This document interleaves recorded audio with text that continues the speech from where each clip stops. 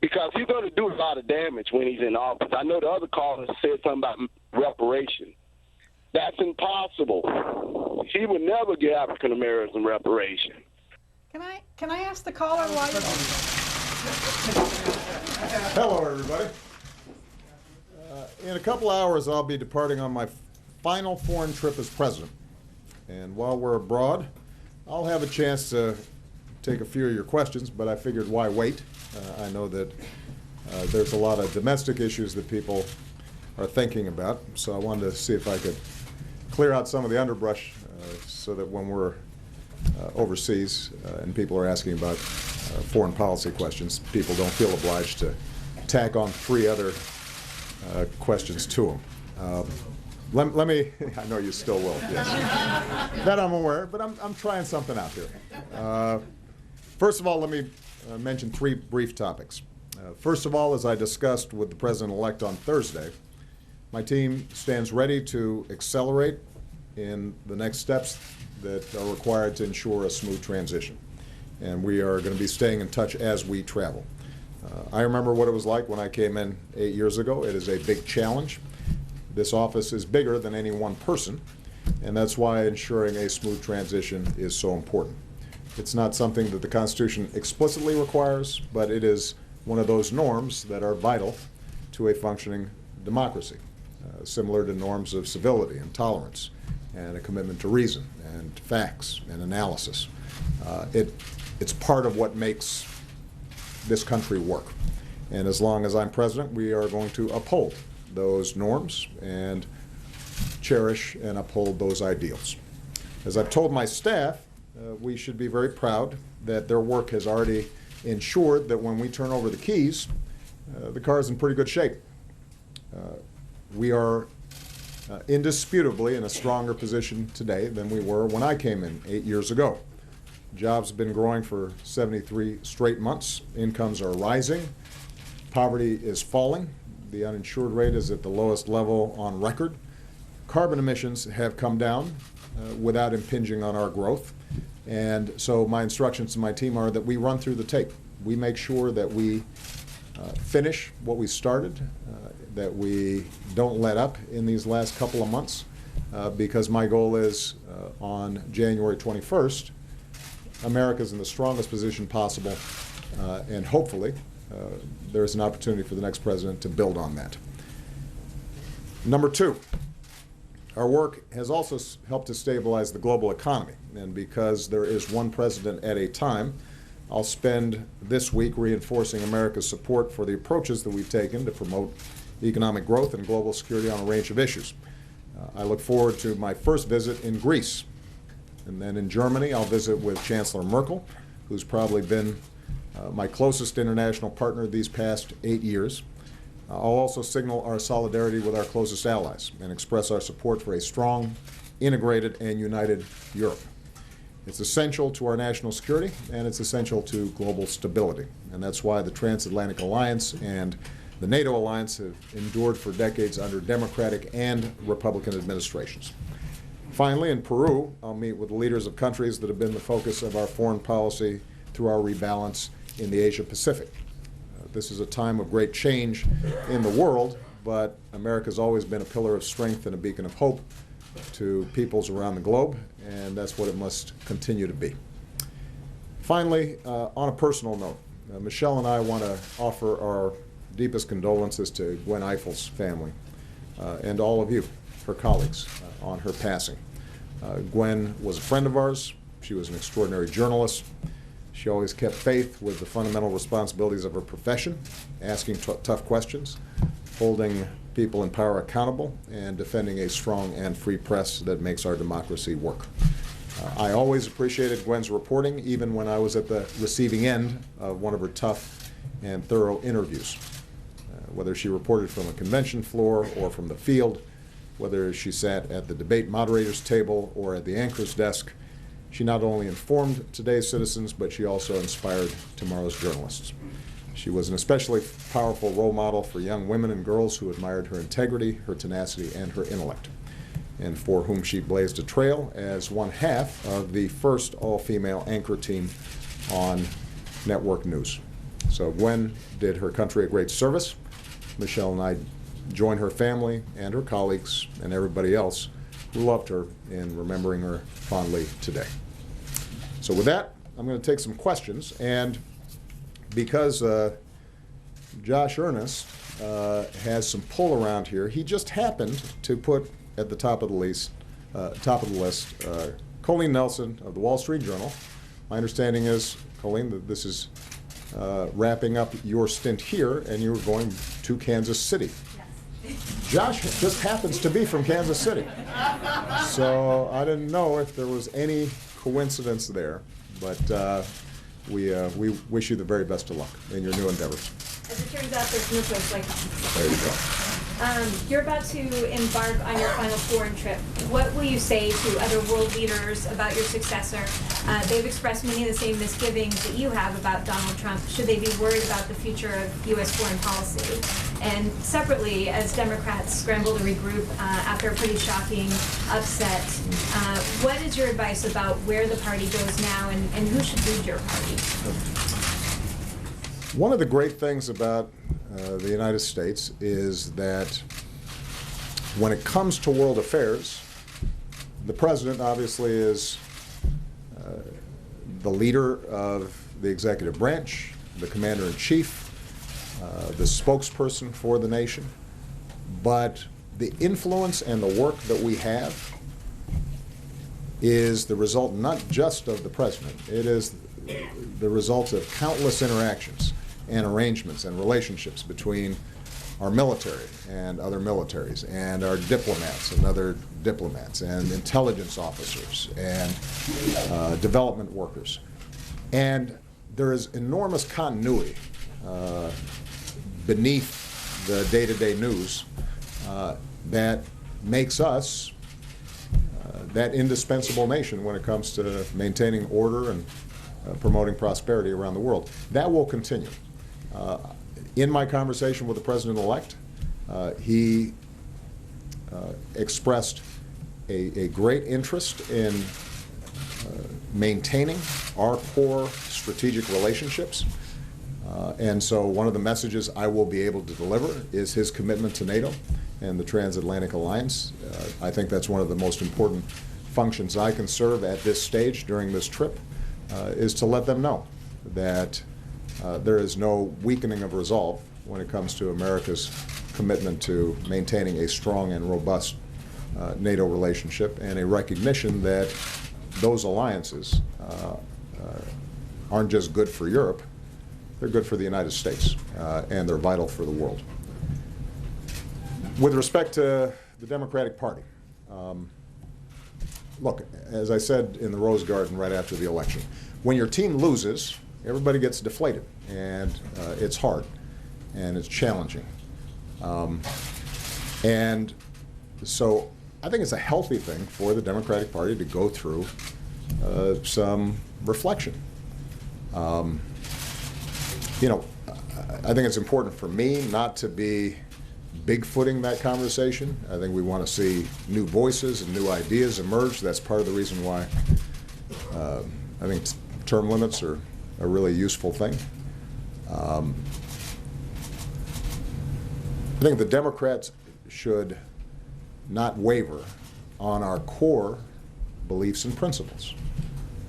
The belief that we should have an economy that works for everybody, not just a few.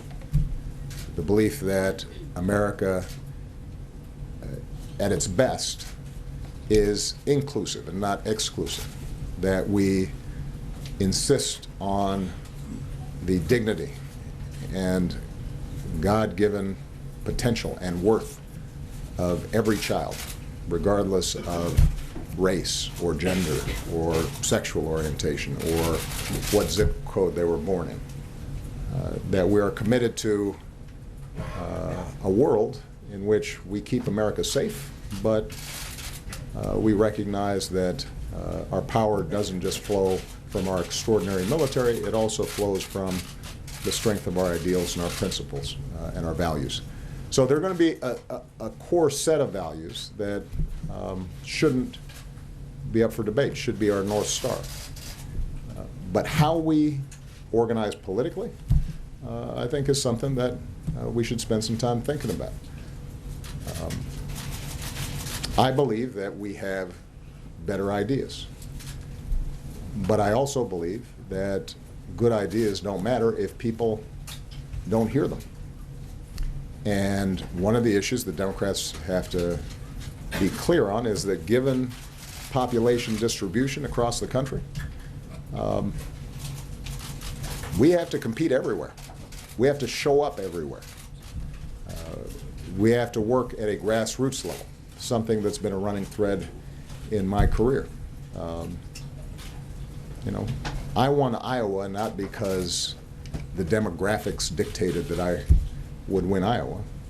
It was because I spent 87 days going to every small town and fair and fish fry and VFW hall. And there were some counties where I might have lost, but maybe I lost by 20 points instead of 50 points. There's some counties maybe I won that people didn't expect because people had a chance to see and listen to you and get a sense of who you stood for and who you were fighting for. And the challenge for a national party is how do you dig in there and create those kinds of structures so that people have a sense of what it is that you stand for. And that increasingly is difficult to do just through a national press strategy. It's increasingly difficult to do because of the splintering of the press. And so I think the discussions that have been taking place about how do you build more grassroots organizing, how do you build up state parties and local parties and school board elections you're paying attention to, and state rep races and city council races, that all I think will contribute to stronger outcomes in the future. And I'm optimistic that will happen. You know, for Democrats who are feeling completely discouraged, I've been trying to remind them, everybody remembers my Boston speech in 2004. They may not remember me showing up here in 2005 when John Kerry had lost a close election. Tom Daschle, the leader of the Senate, had been beaten in an upset. Ken Salazar and I were the only two Democrats that won nationally. Republicans controlled the Senate and the House. And 2 years later, Democrats were winning back Congress, and 4 years later I was President of the United States. Things change pretty rapidly. But they don't change inevitably. They change because you work for it. Nobody said democracy is supposed to be easy. It's hard. And in a big country like this, it probably should be hard. Mark Knoller. Thank you, sir. Good to see you. Thank you. Good to see you. Mr. President, what can you tell us about the learning curve on becoming president?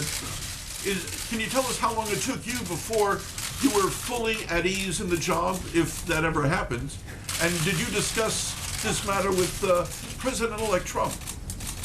About a week ago, I started feeling pretty good, but no. I think the learning curve always continues. This is a remarkable job. It is like no other job on earth. And it is a constant flow of information and challenges and issues. That is truer now than it has ever been, partly because of the nature of information and the interconnection between regions of the world. You know, if you were president 50 years ago, the tragedy in Syria might not even penetrate what the American people were thinking about on a day-to-day basis. Today, they're seeing vivid images of a child in the aftermath of a bombing. There was a time when if you had a financial crisis in Southeast Asia somewhere, it had no impact on our markets. Today it does. So the amount of information, the amount of incoming that any administration has to deal with today and respond to much more rapidly than ever before, that makes it different. I was watching a documentary that during the Bay of Pigs crisis, JFK had about 2 weeks before anybody reported on it. Imagine that. I think it's fair to say that if something like that happens under a current president, they got to figure out in about an hour what their response is. So these are the kinds of points that I shared with the president-elect. It was a free-flowing and I think useful conversation. I hope it was. I tried to be as honest as I could about the things I think any president coming in needs to think about. And probably the most important point that I made was that how you staff, particularly your chief of staff, your national security advisor, your White House counsel, how you set up a process and a system to surface information, generate options for a president, understanding that ultimately the president's going to be the final decision maker, that's something that has to be attended to right away. I have been blessed by having, and I admittedly am biased, some of the smartest, hardest working, good people in my administration that I think any president's ever had.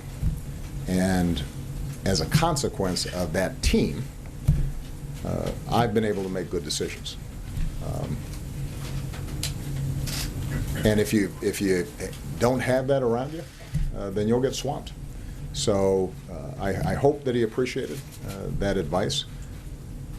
What I also discussed was the fact that I had been encouraged by his statements on election night about the need for unity and his interest in being the president for all people, and that how he staffs, the first steps he takes, the first impressions he makes, the reset that can happen after an election, all those things are important and should be thought about. And I think it's important to give him the room and the space to do that. It takes time to put that together. But I emphasized to him that, look, in an election like this that was so hotly contested and so divided,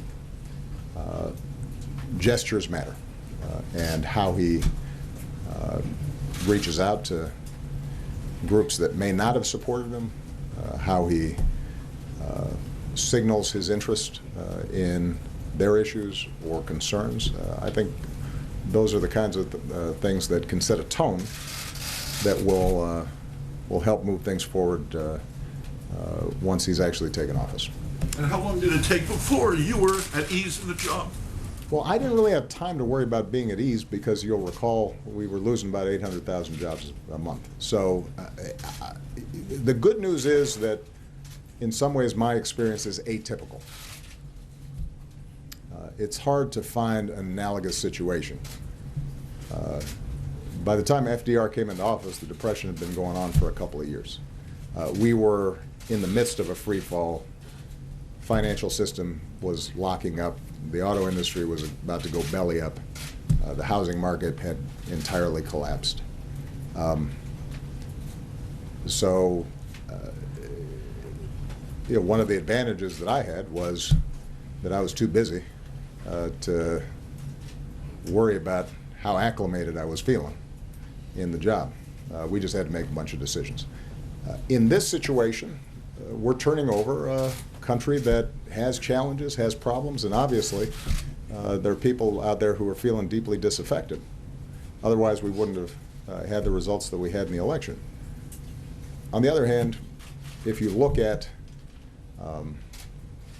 the basic indicators of where the country is right now, the unemployment rate is as low as it's been in 8-9 years. Incomes and wages have both gone up over the last year faster than they have in a decade or two. We've got historically low uninsured rates. The financial systems are stable. The stock market is hovering around its all-time high, and 401ks have been restored. The housing market has recovered. We have challenges internationally, but our most immediate challenge with respect to ISIL, we're seeing significant progress in Iraq, and Mosul is now increasingly being retaken by Iraqi security forces supported by us. Our alliances are in strong shape. The progress we've made with respect to carbon emissions has been greater than any country on earth, and gas is $2 a gallon. So he will have time and space, I think, to make judicious decisions. The incoming administration doesn't have to put out a huge number of fires. They may want to take the country in a significantly different direction. But they've got time to consider what exactly they want to achieve. And that's a testament to the tremendous work that my team's done over the last 8 years. I'm very proud of them for it. Athena Jones. Thank you, President. You said more than once that you did not believe that Donald Trump would ever be elected president, and that you thought he was unfit for the office. Now that you've spent time with him, sitting down and talking to him for an hour and a half in the Oval Office, do you now think that President-elect Trump is qualified to be president? And if I can do a compound question, the other one is, you mentioned staffing and tone.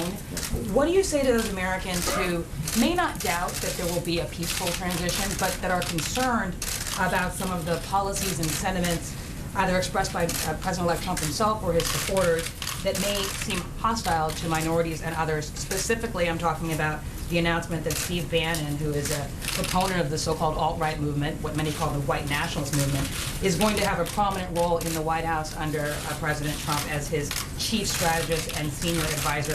What message does that send to the country and to the world? Okay. Athena, without copping out, I think it's fair to say that it would not be appropriate for me to comment on every appointment that the President-elect starts making if I want to be consistent with the notion that we're going to try to facilitate a smooth transition. Look, the people have spoken. Donald Trump will be the next president, the 45th president of the United States.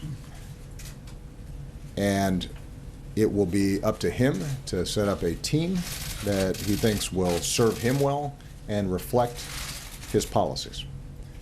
And those who didn't vote for him have to recognize that that's how democracy works. That's how this system operates.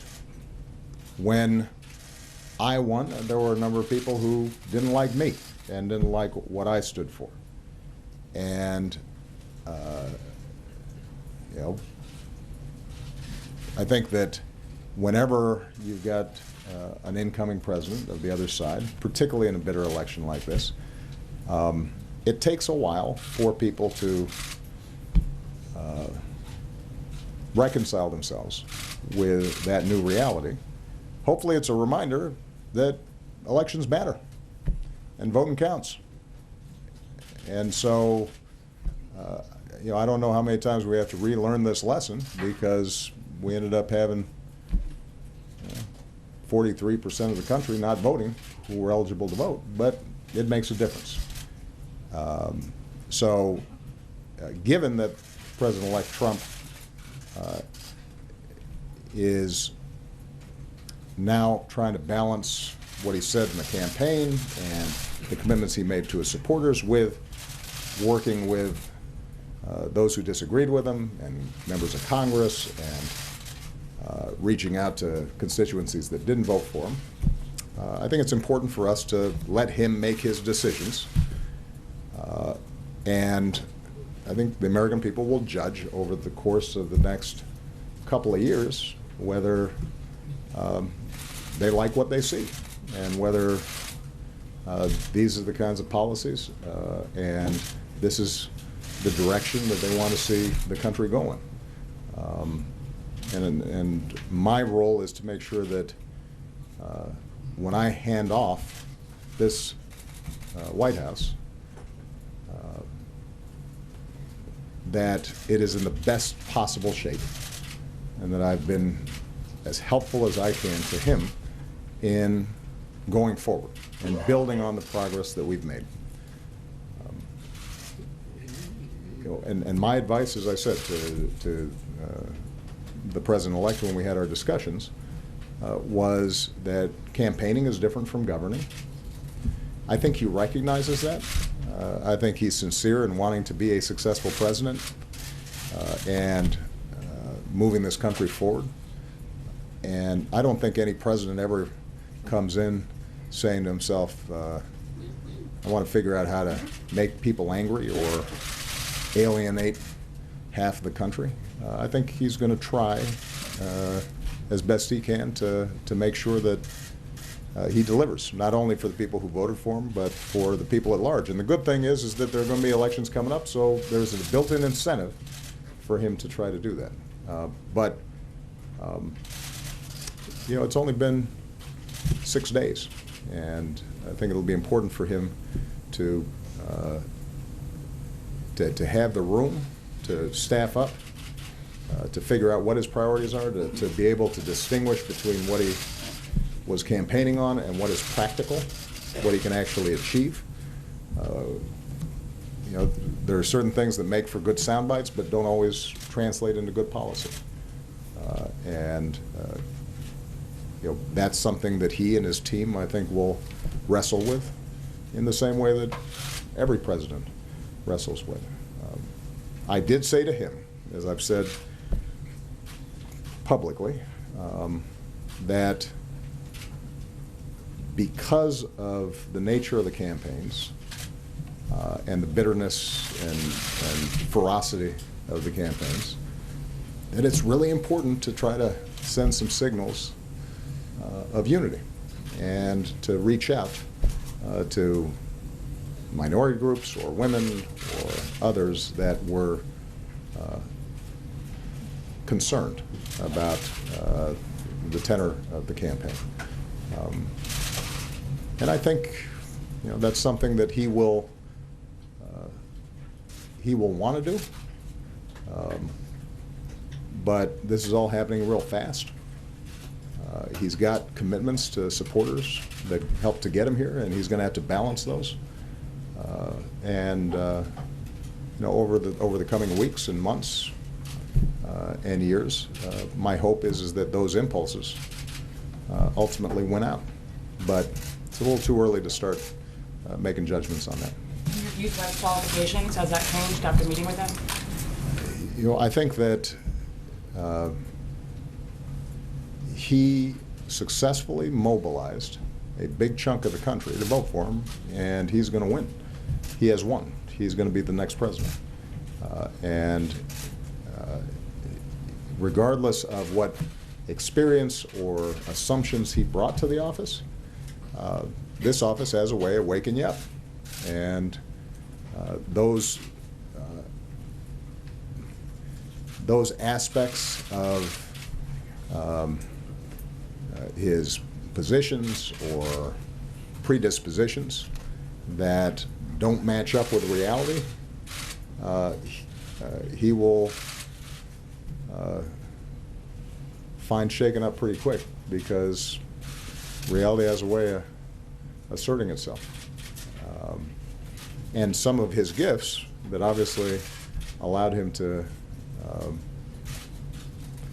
execute one of the biggest political upsets in history, you know, those are ones that hopefully he will put to good use on behalf of all the American people. Scott Horsley. Thank you, Mr. President. You're off to Europe, which is facing some of the same populist pressures we see at work in this country. When you spoke at the UN, you talked about the choice they're facing between integration and building walls. Right. What choice do you think the American people made last week? And is there still a chance for what you called a course correction before Europeans make some of their choices?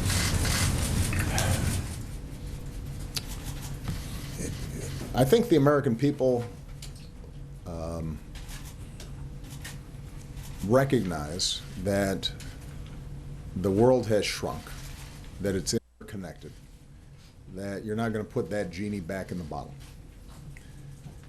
The American people recognize that their careers or their kids' careers are going to have to be more dynamic, that they might not be working at a single plant for 30 years, but they might have to change careers. They might have to get more education. They might have to retool or retrain. And I think the American people are game for that. They want to make sure that the rules of the game are fair. And what that means is that if you look at surveys around Americans' attitudes on trade, the majority of the American people still support trade.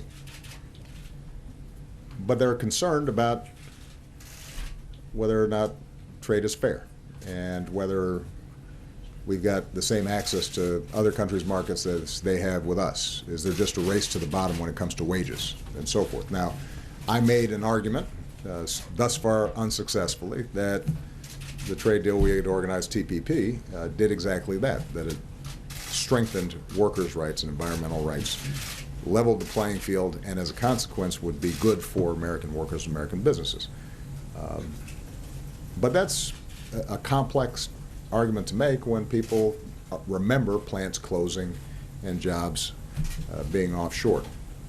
So part of what I think this election reflected was people wanting that course correction that you described, and the message around stopping surges of immigration, not creating new trade deals that may be unfair. I think those were themes that played a prominent role in the campaign. As we now shift to governing, my argument is that we do need to make sure that we have an orderly, lawful immigration process, but that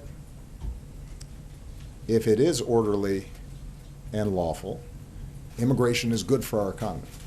It keeps this country young, it keeps it dynamic. We have entrepreneurs and strivers who come here and are willing to take risks, and that's part of the reason why America historically has been successful. It's part of the reason why our economy is stronger and better positioned than most of our other competitors, is because we got a younger population that's more dynamic. When it comes to trade, I think, you know, when you're governing, it'll become increasingly apparent that if you were to just eliminate trade deals with Mexico, for example, well, you've got a global supply chain. The parts that are allowing auto plants that were about to shut down to now employ double shifts is because they're bringing in some of those parts to assemble out of Mexico. And so it's not as simple as it might have seemed. And you know, the key for us, when I say us, I mean Americans, but I think particularly for progressives, is to say your concerns are real, your anxieties are real. Here's how we fix them. Higher minimum wage, stronger worker protection so workers have more leverage to get a bigger piece of the pie. Stronger financial regulations, not weaker ones. Yes to trade, but trade that ensures that these other countries that trade with us aren't engaging in child labor, for example. Being attentive to inequality and not tone deaf to it, but offering prescriptions that are actually going to help folks in communities that feel forgotten. That's going to be our most important strategy, and I think we can successfully do that. People will still be looking to the United States. Our example will still carry great weight. And it continues to be my strong belief that the way we are going to make sure that everybody feels a part of this global economy is not by shutting ourselves off from each other, even if we could, but rather by working together more effectively than we have in the past. Martha Raddatz. Thanks, Mr. President. Given some of the harsh words you had about Mr. Trump, calling him temperamentally unfit to be commander-in-chief, did anything surprise you about President-elect Trump when you met with him in your office? And also, I want to know, does anything concern you about a Trump presidency? Well, we had a very cordial conversation, and that didn't surprise me to some degree, because I think that he is obviously a gregarious person. He's somebody who I think likes to mix it up and to have a vigorous debate. What's clear is that he was able to tap into, yes, the anxieties, but also the enthusiasm of his voters in a way that was impressive. And I said so to him, because I think that to the extent that there were a lot of folks who missed the Trump phenomenon, I think that connection that he was able to make with his supporters that was impervious to events that might have sunk another candidate, that's powerful stuff. I also think that he is coming to this office with fewer set, hard and fast policy prescriptions than a lot of other presidents might be arriving with. I don't think he is ideological.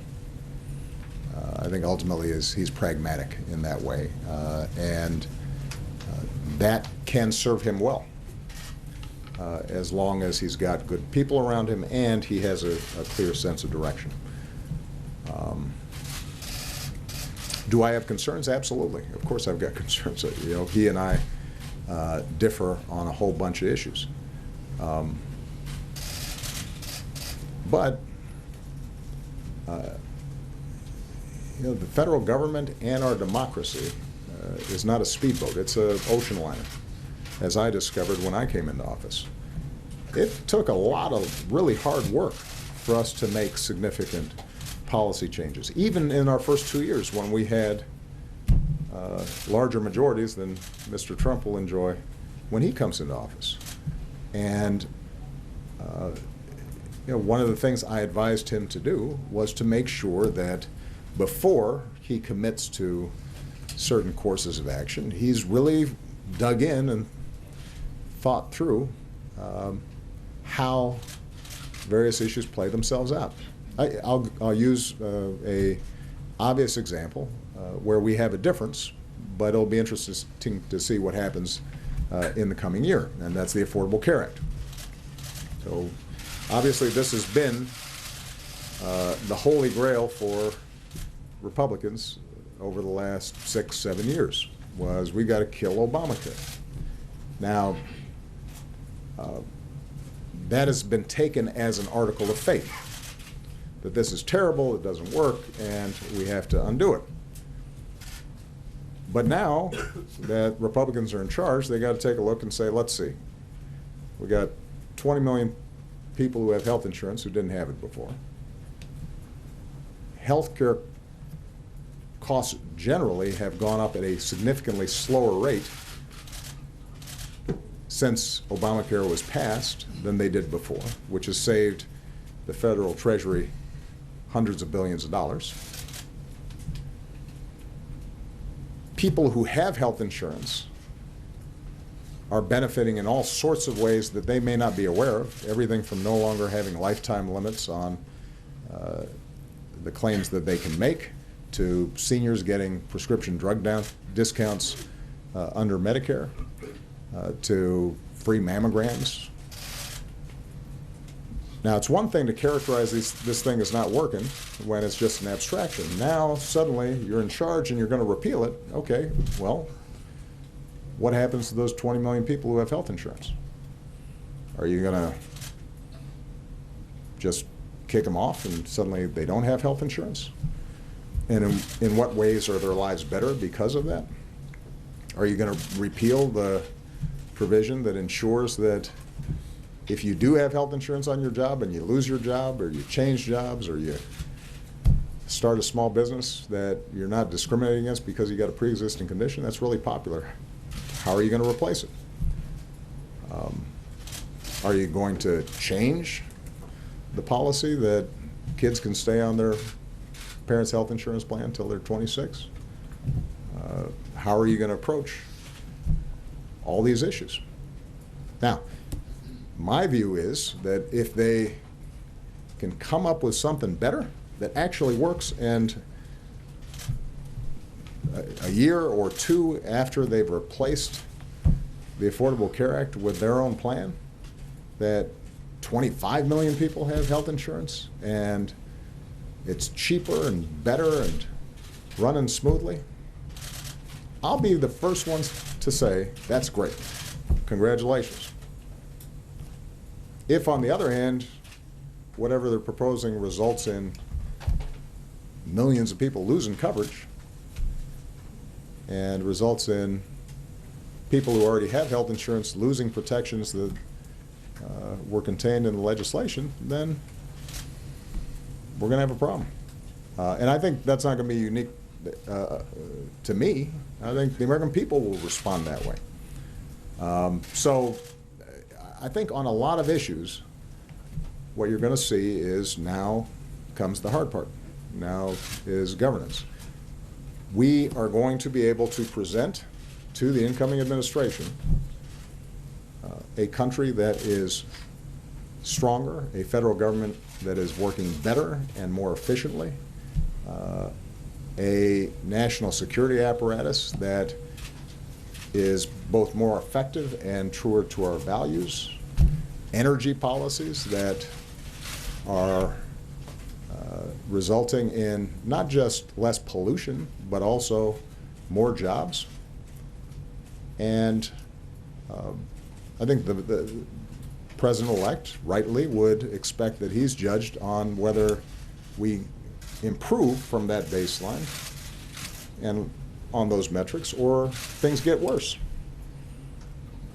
And if things get worse, then the American people will figure that out pretty quick. And if things get better, then more power to him. And I'll be the first to congratulate him.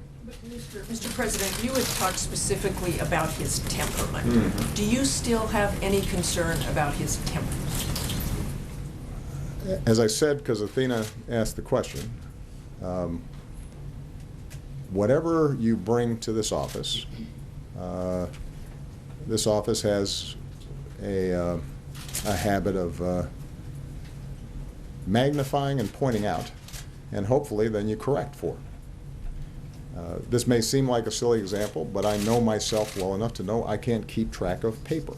I am not well organized in that way. And so pretty quickly, after I'm getting stacks of briefing books coming in every night, I say to myself, I've got to figure out a system, because I have bad filing, sorting, and organizing habits. And I've got to find some people who can help me keep track of this stuff. Now, that seems trivial, but actually it ends up being a pretty big piece of business. I think what will happen with the president-elect is there are going to be certain elements of his temperament that will not serve him well unless he recognizes them and corrects them. Because when you're a candidate and you say something that is inaccurate or controversial, it has less impact than it does when you're President of the United States. everybody around the world's paying attention. Markets move. National security issues require a level of precision in order to make sure that you don't make mistakes. And I think he recognizes that this is different, and so do the American people. All right, I'm going to take just a couple more questions and I get out of here. Nadia, Bobasi. Thank you, Mr. President.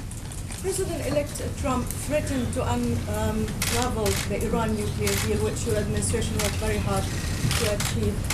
What would your concern if he alters part of it, and what will your advice be, considering that he said he's open to your advice? And on Syria, sir, the Syrian regime now is threatening Aleppo with massive onslaught. You talked passionately a few years back about Benghazi, and you warned against the killing of civilians there. Many people criticize your administration for the shortcoming in the Syria policy. Are you willing to let Aleppo fall under your watch? And how do you react to President-elect Trump's statement that you won't support the Syrian opposition anymore? Thank you. Iran is a good example of the gap, I think, between some of the rhetoric in this town, not unique to the president-elect, and the reality. I think there was a really robust debate about the merits of the Iran deal before it was completed. And I actually was pretty proud of how our democracy processed that. It was a serious debate. I think people of goodwill were on both sides of the issue. Ultimately, we were able to persuade members of Congress and the public, at least enough of them, to support it. At the time, the main argument against it was Iran wouldn't abide by the deal, that they would cheat. We now have over a year of evidence that they have abided by the agreement. That's not just my opinion. It's not just people in my administration. That's the opinion of Israeli military and intelligence officers who are part of a government that vehemently opposed the deal. So my suspicion is that when the president-elect comes in and he's consulting with his Republican colleagues on the Hill, that they will look at the facts. Because to unravel a deal that's working and preventing Iran from pursuing a nuclear weapon would be hard to explain, particularly if the alternative were to have them freed from any obligations and go ahead and pursue a weapon. And keep in mind, this is not just an international agreement between us and the Iranians. This is between the P5+1, other countries, some of our closest allies. And for us to pull out would then require us to start sanctioning those other countries in Europe or China or Russia that were still abiding by the deal, because from their perspective, Iran had done what it was supposed to do. So it becomes more difficult, I think, to undo something that's working than undo something that isn't working. And when you're not responsible for it, I think you can call it a terrible deal. When you are responsible for the deal and preventing Iran from getting a nuclear weapon, you're more likely to look at the facts. That is going to be true in other circumstances. For example, the Paris Agreement. Obviously, there's been a lot of talk about the possibility of undoing this international agreement. Now, you've got 200 countries that have signed up for this thing. And the good news is that what we've been able to show over the last 5, 6, 8 years is that it's possible to grow the economy really fast and possible to bring down carbon emissions as well. it's not just a bunch of rules that we've set up. You've got utilities that are putting in solar panels and creating jobs. You've got the big three automakers who have seen record sales and are overachieving on the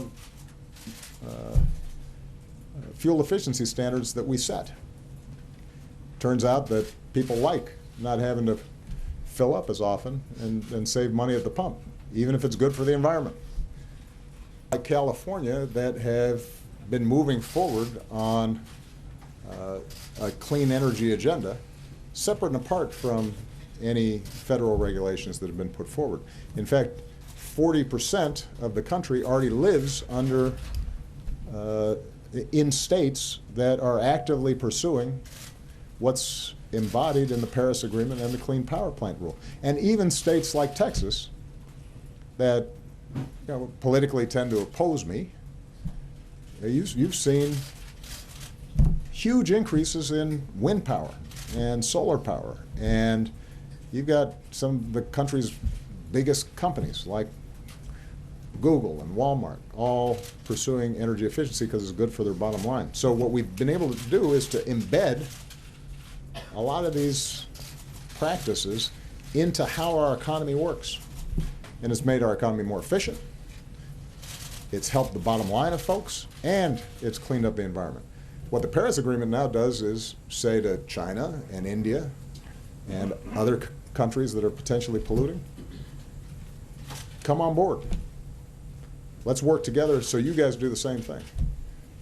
And the biggest threat when it comes to climate change and pollution isn't going to come from us because we only have 300 million people. It's going to come from China with over 1 billion people and India with over 1 billion people. And if they are pursuing the same kinds of strategies that we did before we became more aware of the environment, then our kids will be choked off. And so again, do I think that this new administration will make some changes? Absolutely. But these international agreements, the tradition has been that you carry them forward across administrations, particularly if, once you actually examine them, it turns out that they're doing good for us and binding other countries into behavior that will help us. All right, last question. Justin Singh. Sir, on Syria. I'm sorry. Oh, I'm sorry. Okay, you're right. All right. You are right about that. With respect to Syria, in Benghazi, we had an international mandate. We had a UN security resolution. We had a broad-based coalition, and we were able to carry out a support mission that achieved the initial goal of preventing Benghazi from being slaughtered fairly quickly. It's no secret, you know this region well, that Syria is a much more messy situation with proxies coming from every direction. And so I wish that I could bring this to a halt immediately. We have made every effort to try to bring about a political resolution to this challenge. John Kerry has spent an infinite amount of time trying to negotiate with Russians and Iranians and Gulf states and other parties to try to end the killing there. But if what you're asking is, do we have the capacity to carry out the same kinds of military actions in Syria that we did in Libya, the situation is obviously different. We don't have that option easily available to us. And so we're going to have to continue to try to pursue, as best we can, a political solution, and in the interim, put as much pressure as we can to the parties to arrive at humanitarian safe spaces and ceasefires that at least alleviate the suffering that's on the ground. I recognize that that has not worked, and it is something that I continue to think about every day, and we continue to try to find some formula that would allow us to see that suffering end. but I think it's not surprising to you, because you study this deeply, that if you have a Syrian military that is committed to killing its people indiscriminately as necessary, and it is supported by Russia, that now has substantial military assets on the ground and are actively supporting that regime, and Iran actively supporting that regime, and we are supporting what has to be our #1 national security priority, which is going after ISIL, both in Mosul and ultimately in Raqqa, that the situation is not the same as it was in Libya. And obviously there are some who question the steps we took in Libya. I continue to believe that was the right thing to do, although, as I indicated before, in the aftermath of that campaign, I think the world community did not sufficiently support the need for some sort of security structures there, and it now is a situation that we have to get back into a better place. I've given you, okay. Last question is Justin Sink at Bloomberg. Thanks, Mr. President. I wanted to ask about two things that might be on your desk over the next couple of months as you prepare for a Trump administration. One is at least 750,000 undocumented immigrants provided the federal government information about themselves and their family as part of your deferred action program. Wondering if there's anything you can do to either reassure them or shield that information from the incoming Trump administration, considering his stance on immigration. And the second is, the administration and you have long maintained that the legal restraints put on you by Congress governing movement of detainees from Gitmo are an unconstitutional infringement on your rights as Commander-in-Chief. Considering the gradual transfers that you've pursued are unlikely to continue under a Trump administration, is this now the time to sort of test that theory by moving the detainees and seeing where the chips end up lying? Those are both excellent questions. On the deferred action program that we have, known as DACA, that relates to Dreamers who are currently benefiting from these provisions, I will urge the President-elect and the incoming administration to think long and hard before they are endangering the status of what, for all practical purposes, are American kids. I mean, these are kids who were brought here by their parents. They did nothing wrong. They've gone to school. They have pledged allegiance to the flag. Some of them have joined the military. They've enrolled in school. By definition, if they're part of this program, they are solid, wonderful young people of good character. And it is my strong belief that the majority of the American people would not want to see suddenly those kids have to start hiding again. And that's something that I will encourage the President-elect to look at. With respect to Guantanamo, it is true that I have not been able to close the darn thing because of the congressional restrictions that have been placed on us. What is also true is we have greatly reduced the population. You now have significantly less than 100 people there. There are some additional transfers that may be taking place over the next 2 months. There is a group of very dangerous people that we have strong evidence of having been guilty of committing terrorist acts against the United States, but because of the nature of the evidence, in some cases that evidence being compromised, it's very difficult to put them before a typical Article III court. And that group has always been the biggest challenge for us. My strong belief and preference is that we would be much better off closing Gitmo, moving them to a different facility that was clearly governed by U.S. jurisdiction. We'd do it a lot cheaper and just as safely. Congress disagrees with me, and I gather that the President-elect does as well. We will continue to explore options for doing that, but keep in mind that it's not just a matter of what I'm willing to do.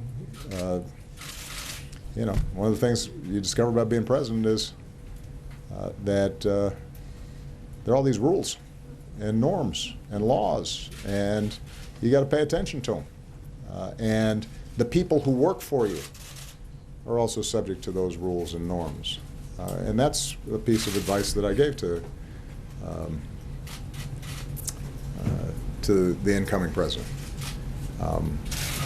I am very proud of the fact that we will, knock on wood, lead this administration without significant scandal.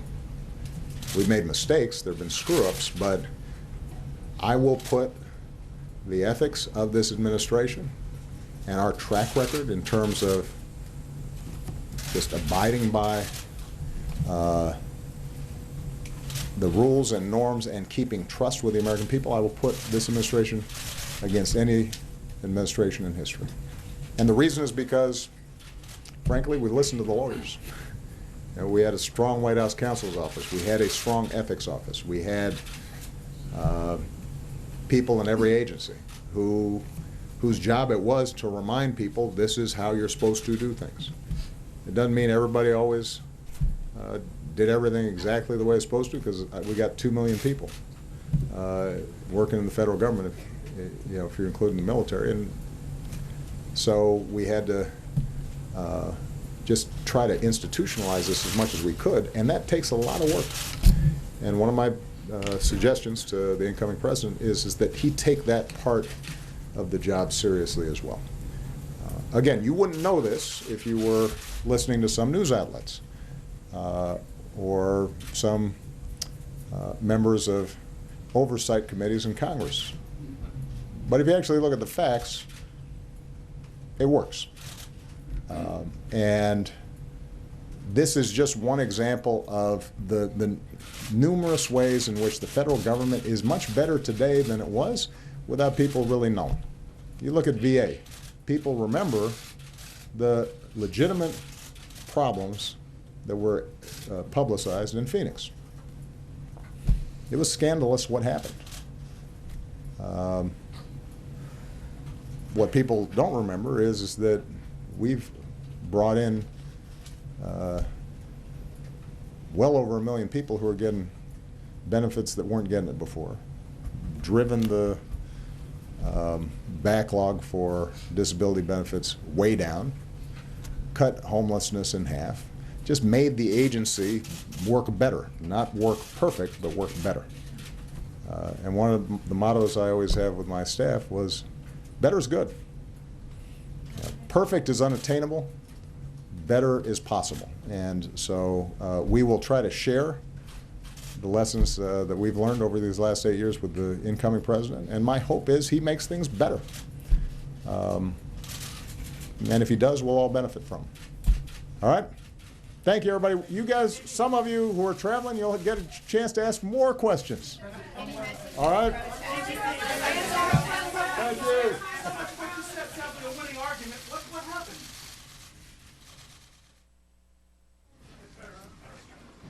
President Obama's first news conference since the elections. We're going to take your calls. I want to get your thoughts about what he had to say here today as he gets ready to head off. He's going on an international trip, Greece, Europe, also going to Peru. The phone number is up on your screen for Democrats, 202-748-8920, Republicans, 202-748-8921, and independents and others, 202-748-8922. Give us a call. Let us know what you thought about President Obama's remarks. He talked a lot about the transition and his thoughts on Donald Trump taking the office and how his team will be working to make that transition as smooth as possible. Here is a tweet. This is from Lynn Sweet. She's a writer for the Chicago Tribune, and she says, President Obama saying, my instructions to my team, we finish what we started. Here's a look, too, at something that's going on with Donald Trump. He released the transcript, the write-out of his recent phone call with the president of Russia, Vladimir Putin. Trump telling Putin he's very much looking forward to having a strong and enduring relationship with Russia. And this from Ian Swanson of The Hill. Trump's statement on his call with Putin is notable for its tone. Doesn't sound like the two disagree on anything. It's a huge change from the way that the phone calls went with President Obama. First phone call is with Greg in Illinois, Republican line. Greg, thanks for calling in, and what are your thoughts? Well, thank you. If you want to know why the Republicans won, all you had to do is listen to the dripping contempt of the reporters for Donald Trump and Donald Trump supporters. I mean, the press is just beside itself. It has this contempt for the voters. It's just in love with Obama, who, by the way, wasn't telling people the truth. Iran has violated the agreement 6 ways from Sunday. Just the other day there was a report about Iran exceeding the heavy water thing. And Obama said he hasn't had any scandals.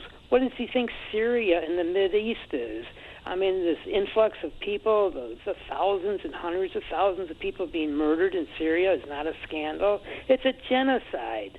I mean, this guy, he doesn't know what he's talking about, which is why I'm glad Trump won. Go Republicans. Democrats line, Chandler, Arizona. Carolyn, it's your turn. Hello. I'm calling from Chandler, Arizona, where they still haven't finished counting all of the ballots on this election. And but anyway, I wanted to say that I cannot thank President Obama more than just to say that he has been an elegant person.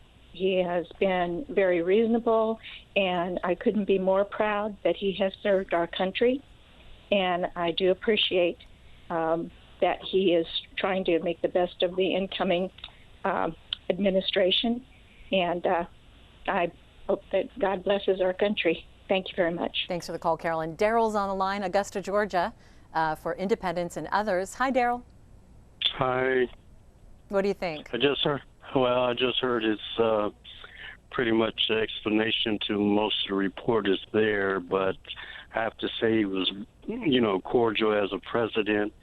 And truth be told, he could not really elaborate on what he said in the campaign versus what Trump said in the campaign.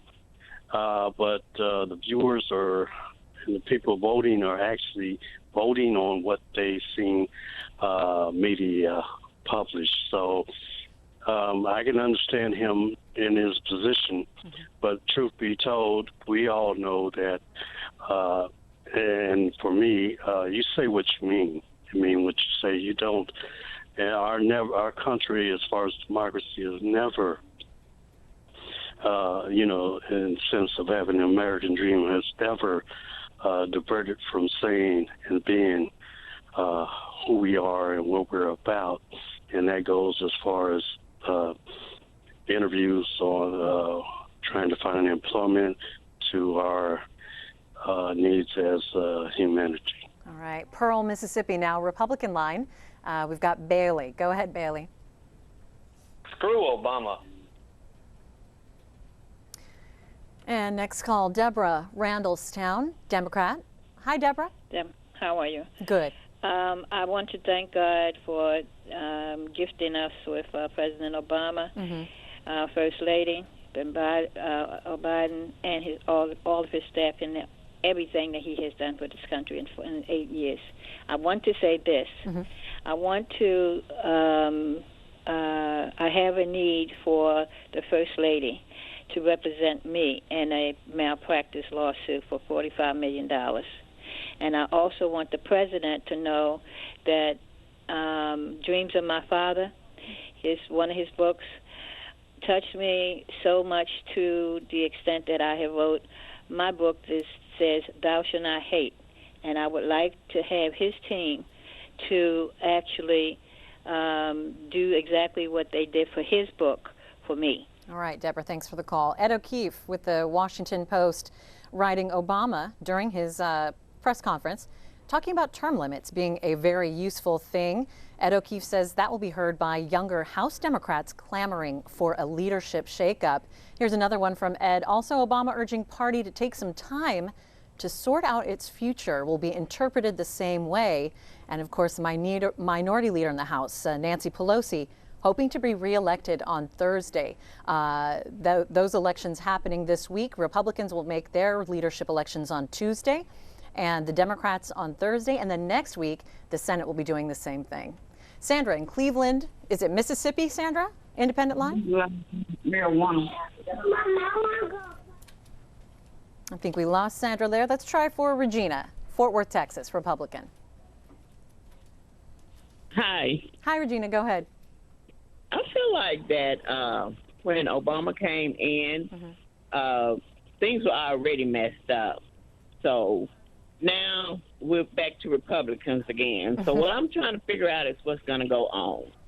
So as far as Donald Trump being in office, I think he's kind of afraid because he was like joking along the way. And now that he has that responsibility, I think he's afraid right now. And my opinion is Democrat, Republicans, whatever, we need to just come together and get along and make this a better country. But I'm for immigration, deporting. I'm for this wall. But I want to be treated fairly. I've been out of a job since 2008 with a degree, and I can't even pay my student loan. All right, Regina, thanks for the call there. Take a look at this from the Huffington Post, talking about one particular Democrat that may be a problem for the president-elect Donald Trump. Democrats seeking a probe of Donald Trump's conflict of interest. Elijah Cummings of Maryland wants the Oversight Committee to hear how Trump and his children will not sway business officials. You take a closer look at that in the Huffington Post. And also, just after we take your phone calls, we will take a look at the possible conflicts of interest there. Tanner, calling from Luray, Virginia, Democrat. Hey guys, how's it going? I'm Very calling good, from Tanner. Luray, Virginia. All right. I just want to comment and say that I'm very proud of the way that Obama has carried himself, and he was a great president for all 8 years that he was in. I'm still a little hurt by the loss, being a devout Democrat, but I will say that this should not come as a surprise to us. We should definitely reinvent the Democratic Party after this, and we should not be so complacent. Having a Trump presidency for 4 years might seem a little far-fetched and odd for some people, but at the end of the day, I think the best way to say this is hoping that he fails is wrong, because he is our president. We must give him a chance, and if we do hope he fails, it's a lot like saying, I hope the pilot crashes the plane that we're all on. So at the end of the day, let's give Trump a chance to speak his mind and see what he does with our country. I would love to see great success from him, and I hope to see a great 4 years. All right. Independence Line, Midway, Florida. James, go ahead.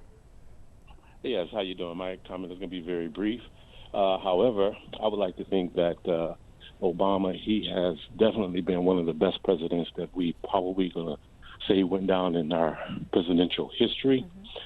However, I know one thing, that I am so glad that he was in the president in this particular era, that he didn't really put us into a warlike situation. However, I heard a caller say earlier that we should be concerned about what's going on in Syria. We should be concerned about what's going on in Iran. But I think we should be concerned about what's going on here in America, defending our borders. But I know one thing, if Trump get us back into that warlike mentality and my son is called to war, I'm going to go to jail with my son just to keep him from not going to war. Thank you very much. Thanks for the call, James. One last call here. Charlie in Sheridan, Wyoming, Republican. Charlie, you got the last word.